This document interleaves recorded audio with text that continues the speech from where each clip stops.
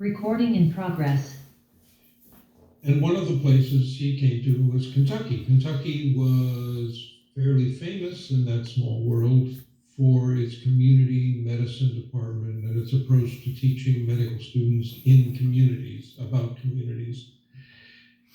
He visited other places as well, but of course, this was a twofer for him because it was a chance to visit his daughter and son-in-law and his grandkids and spend a little time in Lexington. But he was also recruiting for a replacement for him at the health department, and the Board of Health in Akron and the medical school administration had been talking and decided that they would like to recruit together.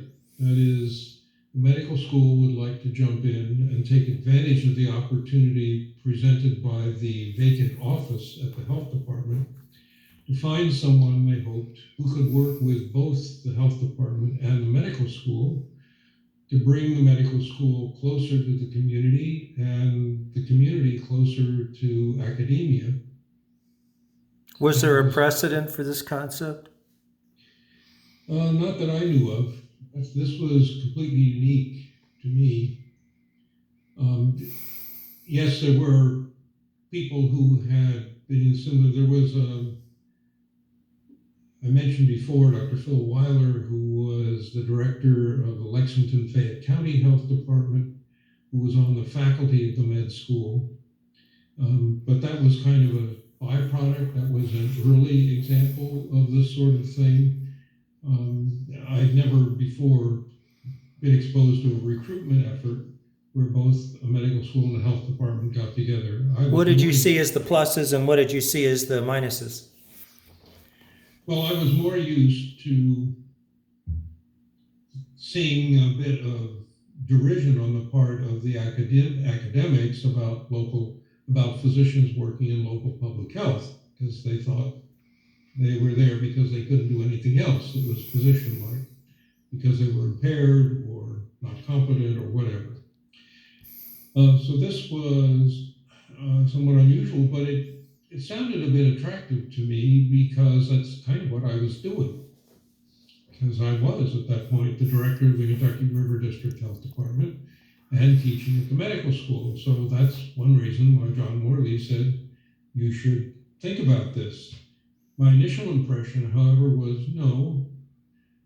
I'd been to Akron before, and I remembered it as a smelly, dirty rubber town, and I wasn't so sure that that would be a place that Ardith and I would want to live. So my initial response was, well, I don't think so. And he kept at it. He didn't convince me that time, but he left. We left friendly, and he kept pushing. And finally, he called me. He called me several times, and finally, he convinced me to come take a look. He said, you shouldn't turn this down without getting a look at it. That made sense. And we went backward. And I went through interviews, of course, at the Board of Health and at the medical school. The arrangement between the medical school and the Board of Health was that they would try to recruit and agree. But if they didn't, the health department's needs came first, as it needed new leadership and the medical school had its leadership. So it was up to the health department to make the final decision.